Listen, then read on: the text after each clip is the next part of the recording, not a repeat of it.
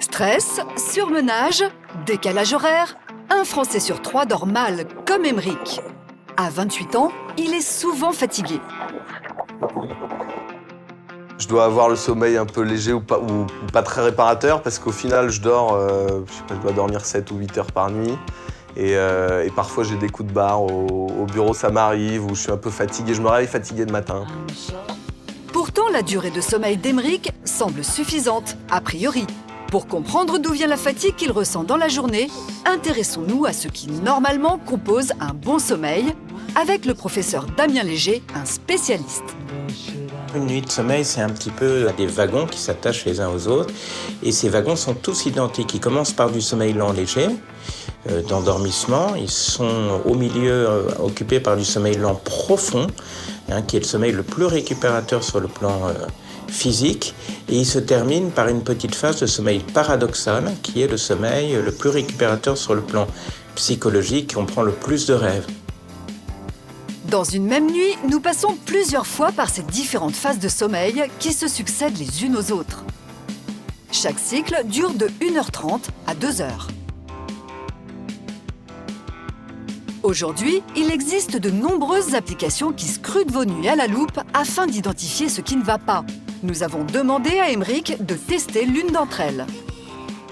Allez, je lance l'appli. Et good night. Pendant toute la nuit, le smartphone, en mode avion, va enregistrer ses ronflements grâce à son micro. Quant aux changements de position d'Émeric qui font bouger le matelas et donc le smartphone posé dessus, ils sont eux enregistrés grâce au capteur de mouvement très sensible qui équipe l'appareil. Et vous allez voir que nos mouvements en disent long sur la qualité de notre sommeil. Elle mesure les mouvements et elle évalue le temps de sommeil et également la qualité du sommeil avec le nombre d'éveils par heure. Au réveil, Émeric découvre sur son smartphone l'analyse complète de sa nuit sous forme de courbe. Ce qui m'étonne, c'est à quel point j'ai bougé. Je pensais pas faire autant de mouvements. Ça a peut-être un lien avec ma fatigue, ouais.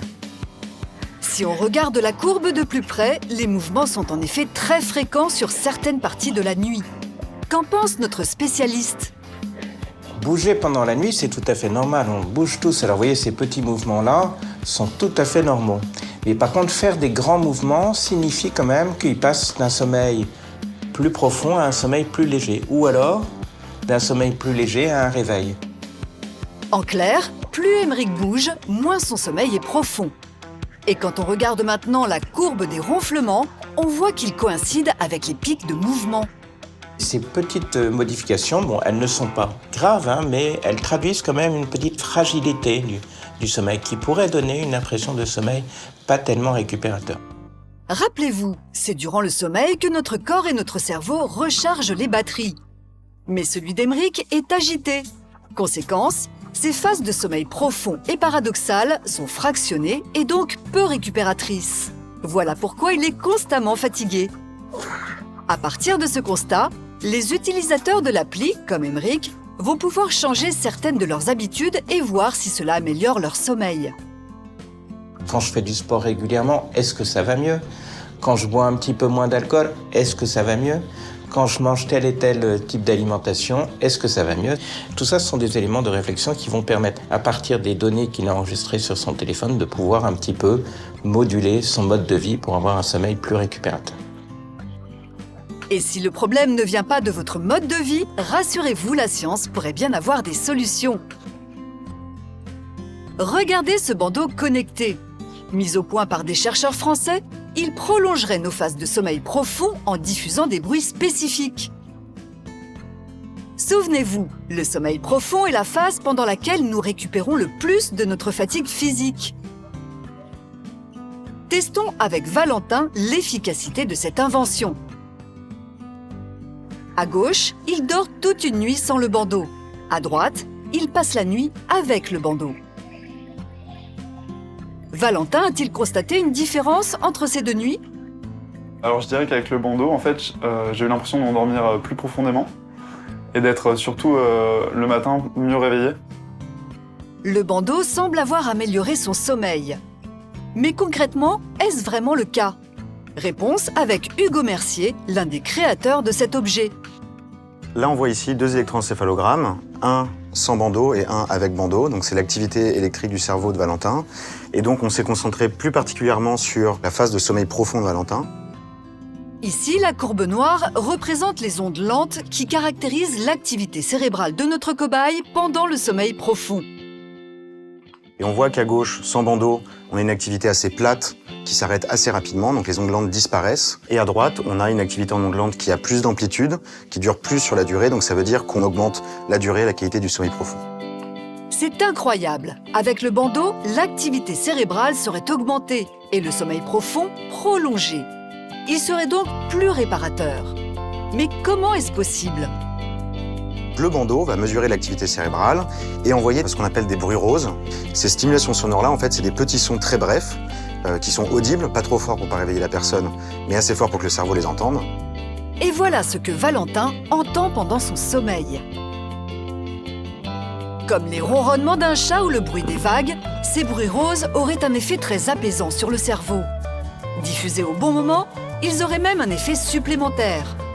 On s'est rendu compte qu'en envoyant des sons, en jouant des sons à certains moments de la nuit, on arrivait à modifier l'activité cérébrale et en particulier induire des ondes lentes. C'est scientifiquement établi. On peut en effet stimuler les neurones et agir sur le cerveau grâce à des sons. Le bandeau a été conçu suivant ce principe. Donc on va induire des ondes lentes pour derrière rallonger le sommeil profond, pour optimiser le sommeil en soi et les performances au réveil. Pour l'instant, ce système prometteur est encore en développement. Mais il devrait être accessible au grand public dès 2017.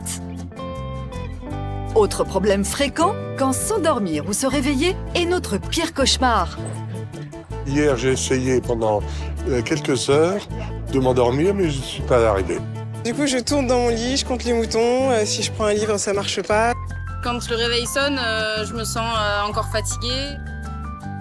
Là encore, la science a des solutions. Revenons à l'appli qu'a testée Emeric. Elle propose une option qui permet de s'endormir et de se réveiller en quelques minutes grâce à des lumières spécifiques. Du rouge au coucher et du bleu au réveil. 2 couleurs qui n'ont pas été choisies au hasard. Le rouge permet l'émergence de l'hormone mélatonine, qui est l'hormone du sommeil, qui va progressivement être sécrétée dans la soirée pour ensuite participer à l'endormissement du cerveau. Et pour Emeric, apparemment, ça fonctionne. La lumière rouge, ça marche assez bien. Je trouve qu'on tombe assez vite dans le sommeil. J'ai trouvé ça pas mal. Et au réveil, pourquoi le bleu ? Le matin, on utilise une lumière bleue parce que le bleu bloque la sécrétion complète de mélatonine. Et donc, comme il n'y a plus de mélatonine dans le cerveau, on a tendance à être plus réveillé. Cette appli imite tout simplement la nature, puisque depuis toujours, la lumière du soleil couchant est rouge, tandis que celle du soleil levant tire sur le bleu. Appli mobile, objet connecté, grâce au mariage de la science et de la technologie, nous pouvons désormais comprendre notre sommeil et agir pour l'améliorer.